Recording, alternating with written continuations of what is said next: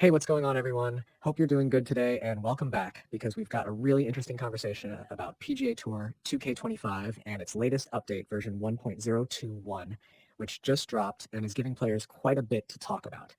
Now, I know updates in sports games can sometimes feel like small patches where you're not sure if they even make a difference, but this one actually brings in some meaningful changes, new content, and also fixes some long-standing issues that the community has been pointing out for a while.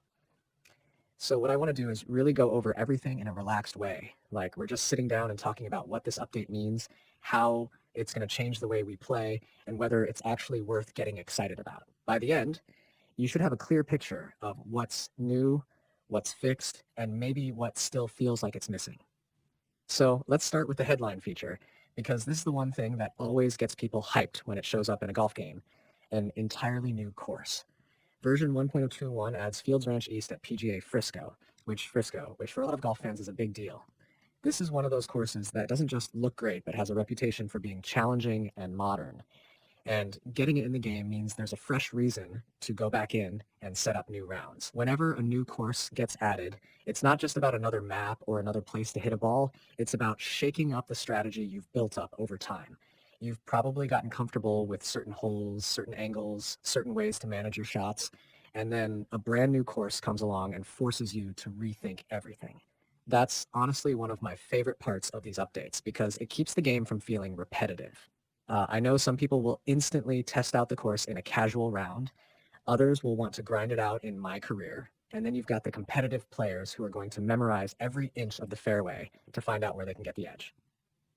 Now, of course, adding a course is flashy and fun, but a lot of us also care about the nuts and bolts, the things that make gameplay smoother and progression fairer.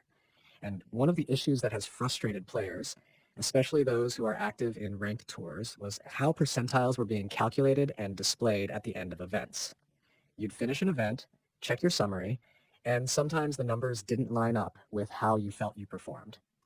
That's been addressed in this update, and it should mean that your final results now give you an accurate reflection of where you stand among other players. It's a small thing when you first hear it, but for people grinding ranked play, accuracy in results is everything. Nobody wants to spend hours playing and then be told they placed worse or better than reality. It just takes away the competitive integrity. So this is one of those fixes that's not flashy like a new course, but incredibly important if you're serious about playing ranked. And speaking of serious players, progression has been another area that needed attention. If you've been playing my career or just working through quests, you might have run into blockers where certain quests wouldn't progress no matter what you did. That can be so frustrating because you feel like you're stuck, not because of skill, but because of a bug. Update 1.021 clears out several of these progression issues. For example, some players couldn't get warming up quest parts 1 and 2 to unlock properly, and that was directly stopping them from completing Master of All. That's been resolved now, and it's going to make the experience flow much more naturally. The game should never put a wall in front of you just because of broken quest tracking. So these kinds of fixes are huge for keeping momentum going. Challenges also got attention, and I think that's great because challenges are one of those things that keep players engaged after the main career mode feels familiar. The secondary objective in the Map of Magic challenge wasn't tracking before, which kind of ruins the whole point of having secondary goals in the first place. That's fixed now, so you can actually work toward completing those objectives and feel rewarded for it. And then there's the Tiger Woods Challenge, specifically the first objective at hole 2 during the 2001 Arnold Palmer Invitational. It just wasn't completing properly. Um, Imagine setting up your shots thinking you did exactly what the challenge asked for, and then being told, nope, you didn't actually get credit. That's the kind of thing that makes you put the controller down, but thankfully this update has taken care of it. Now let's talk about cosmetics for a second, because I know that for some players, what you're wearing or how your golfer looks can be just as important as how you play. Update 1.021 adds new generic apparel items to the store. Now, when I say generic, that doesn't mean boring. It just means not tied to a specific brand or event. This gives more flexibility in customizing your look, and for people who love messing around with outfits, it's a nice little bonus. It's not game-changing, but it's the kind of small content addition that keeps the store fresh. Something else that's worth noting is stability improvements. Now, the patch notes don't always go into detail here. They just say various stability fixes. But that's actually a big deal. Stability covers everything from crashes to weird freezes to problems with loading times. And anytime the developers address that, It's a win.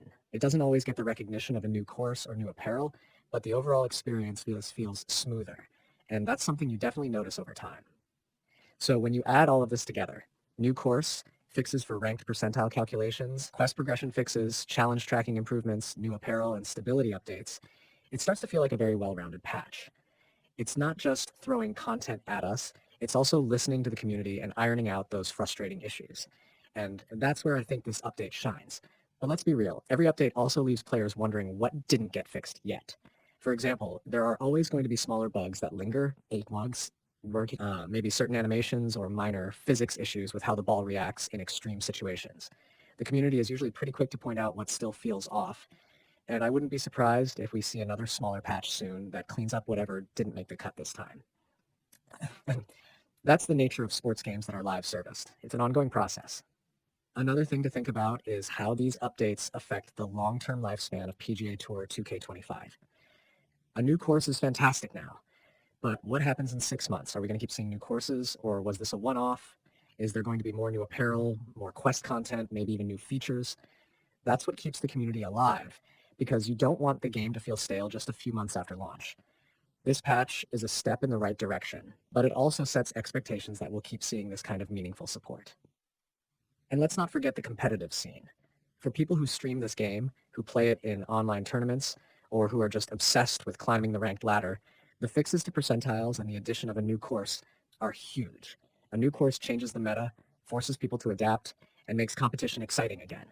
It's a fresh playing field where everyone has to learn at the same time, and that levels things out, at least temporarily, until the grinders start pulling ahead again. That cycle is really what makes competitive sports games fun to watch and to play. Now, some of you might be wondering whether this update is enough to bring lapsed players back. If you've been away from PGA 2K25 for a while, is version 1.021 the moment you should jump back in? Honestly, I think it could be. The new course alone gives you something new to explore, and the fixes mean you're less likely to run into the kind of frustrations that might have pushed you away in the first place. Plus, it just feels good to see the developers actively making improvements rather than letting the game stagnate. And I want to touch on one more thing before we start to wrap this up. When updates like this drop, it's always about balance. You want to see a mix of new content that excites you and fixes that make the game smoother. If it's all new content but the old bugs remain, people get annoyed. If it's all fixes but nothing new to play, people get bored. This update manages to strike a good balance, and that's why it stands out. It doesn't overload you, but it also doesn't feel empty. So overall, PGA Tour 2K25 Update 1.021 feels like the kind of patch that keeps momentum alive for the game. It's got something new to play, it's got important fixes, it adds customization, and it improves stability. That combination keeps the game fresh, fair, and fun, which is exactly what you want if you're investing your time into it. Now, I know that was a lot to go through, but I wanted to really walk through each part of the update in detail, because each piece matters in its own way. Whether you're a casual player just checking in every once in a while, or a hardcore ranked grinder who cares about every single percentile, this update has something for you. And that's why I think it's worth paying attention to.